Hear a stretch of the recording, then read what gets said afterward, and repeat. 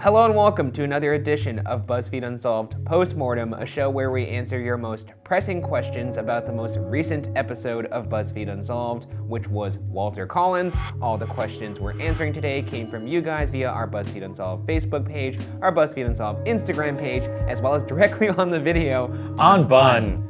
Thank you for the sound effects. This is from Lord Douglas 45 Postmortem. This case seemed to overlap with a lot of the same bizarre aspects of the Bobby Dunbar case. A similar boy is said to be the missing child. Mother takes a long time to realize it's not her real son.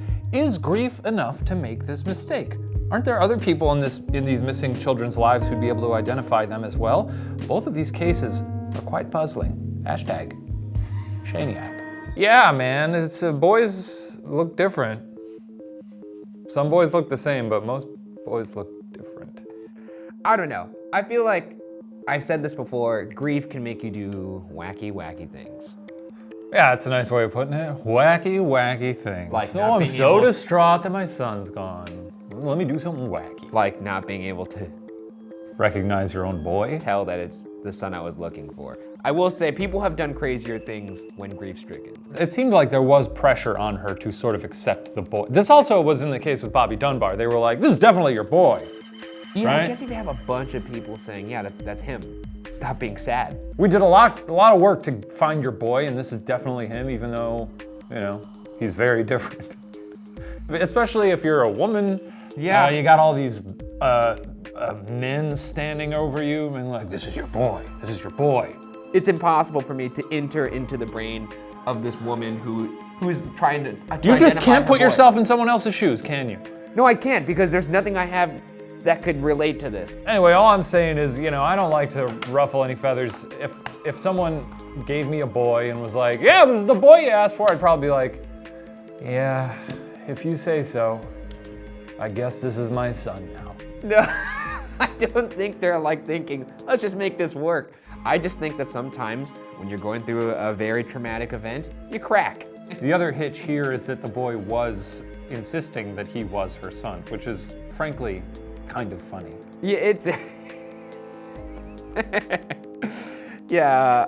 It's a sad case, but it's not without its knee slappers. It's very opportunistic of him, but he still didn't look like him. Yeah. This comes from YouTube, Caroline Burns. For the postmortem, did Arthur ever meet the cowboy actor? Mad props to him for committing identity fraud for that. Yeah. So she's kind of on your train there. Yeah. Did he? No, not every. Sucks. Well, I mean, yeah, that does suck to go through all that and not get what you ultimately wanted. But now he's living in Hollywood. Everything I read, I did not see that he actually met Tom Mix. I can't imagine Tom Mix would reward this boy eventually. If I were a cowboy actor and a boy committed identity theft just to like get an autograph, I'd be like, put him in my next picture, because that's how cowboys talk. Yeah. It's me, the rootin' tootin' cowboy. Yeah, I don't think I would want to meet this boy. You can't reward behavior like that. I mean, it's the 20s. All right, I don't know. The answer is I don't think so. Mouse Suicide is the name of this person. Hey folks, love you both. You always seem very harrowed by cases that involve young children. Why do you cover so many of them? I, as well as others, hate seeing you both sad. Hashtag Bugars forever. Unfortunately, a lot of the more covered cases out in media do involve children. We also sort of like don't do one for a long time, and then we'll see one that's kind of interesting. We're like, maybe we'll give this one a go.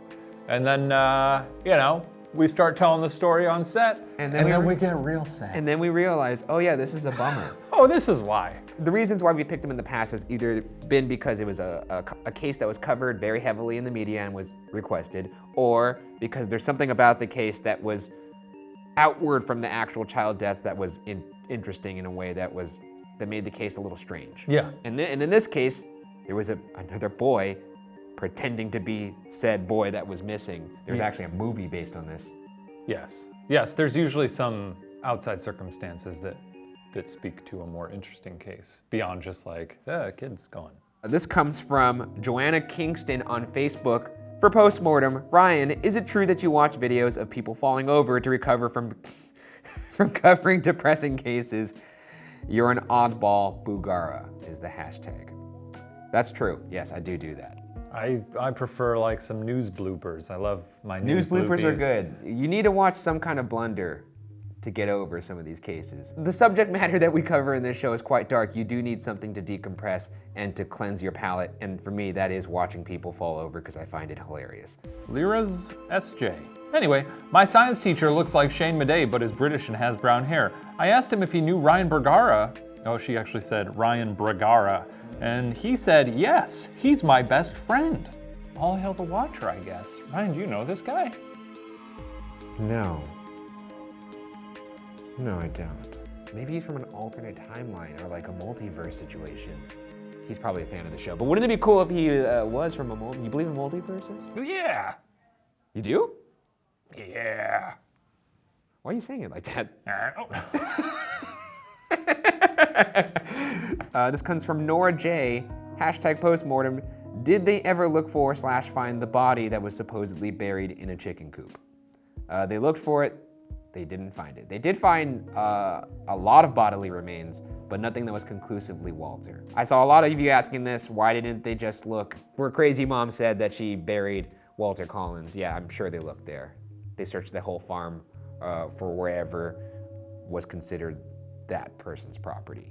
Here we go to our old pal Free Range Grass. Oh, there we go. See, there's a picker-upper. Yeah, there's a picker-upper. Here we go. Yeah. Okay, yeah. He says, I'm going to write, finance, and put on a play in which Arthur Hutchins, aided by grass I have called upon, sort of like an Avenger here, the way he has control over the grass. Yeah, he's got like it's a weird thing to have power over because it doesn't really do anything. With Arthur Hutchins, aided by grass I've called upon, hitchhikes through time to steal every penny J.J. Jones ever earns. Arthur will give this money to Christine Collins, and together they will locate her son. JJ will remain penniless and miserable. God bless America.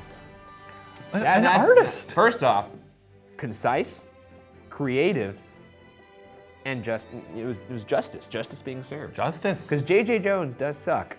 He does suck. Yeah. I think we could all agree on that. I didn't really see anything that bad that happened to him as a result of this. I mean, he's dead. You know, he probably died by now. Yeah, but like. So that's on baller. Like a deathbed with like some sweet tea or something. Like, he didn't die in a way that he should have died, probably. Yeah, maybe he got like run over by a steamroller or something, you know? A steamroller. God willing. I don't know, but this is pretty good. If you pretended to be free-range grass, got me to buy into the fact that you weren't, in fact, free-range grass, so that I went to go purchase tickets for a play that you wrote. Yeah. And I get there, the curtains open, and onto the stage. Me in a hot dog costume. That'd be good. Yeah. That would be good. That's how I get, yeah. Time for roast mortem, baby. Is that how we do it? I don't know what we're supposed to do for this segment. Here we go. This one's from Shane's. Sacrifice us to the roast gods. Yeah, it's Shane's jacuzzi tub. #roast mortem. Ryan straight up looks like a midlife crisis golf dad. That's pretty good. That's pretty good. That's pretty. What? Oh, you got him. That roast burned him. Nah, it didn't burn me a little bit. It seems like a murder. It's weak. Gooey.Louie. Ryan be looking like an Ryan be looking like an eBay Freddy Krueger costume. Because I remember what I was wearing. Were you concerned that it was too Freddy? No, I didn't. And I love that movie, first off. Yeah. Great Wes Craven reference, the master of horror in that time. R.I.P. R.I.P. And Goatman's GF, #roast mortem. When will Ryan learn a new joke besides the old big head Shane routine? Does he have some deep-rooted insecurities about his own head size that he's projecting? #makes you think. #makes you think. You got a little head? No, I got a pretty normal size head. Maybe it's a little bit like a walnut on a traffic cone. Look, I'll stop saying the big head jokes when they stop amusing me, which is never. They are pretty funny. To be fair, my head's very large. It is. It's real big. My body's also kind of large, so proportionally, it almost works. Almost.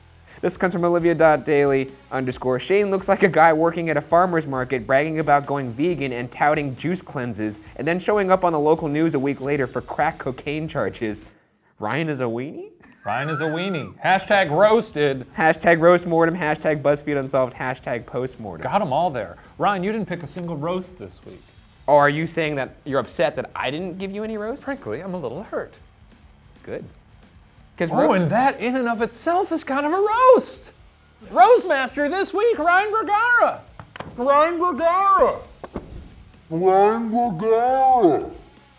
Ryan, what's coming up this week on the season finale This is the season finale. of BuzzFeed Unsolved? That's right. True crime? Now this one is a very interesting case. As a fan of history, and I know you're a fan of history as well. Yes. A very famous historical figure is being covered in this next episode, and frankly, it's a delight. I know that's not very modest of me, but I don't care. That does it for this episode of BuzzFeed Unsolved Postmortem. Make sure you watch the episode this Friday and send in your questions to the BuzzFeed Unsolved Facebook page, the BuzzFeed Unsolved Instagram page, or comment directly on the video on Bun. And as he said, make sure you roast his big old head, burn his hair off, singe his nostrils. Set me on fire. No, Shane, no!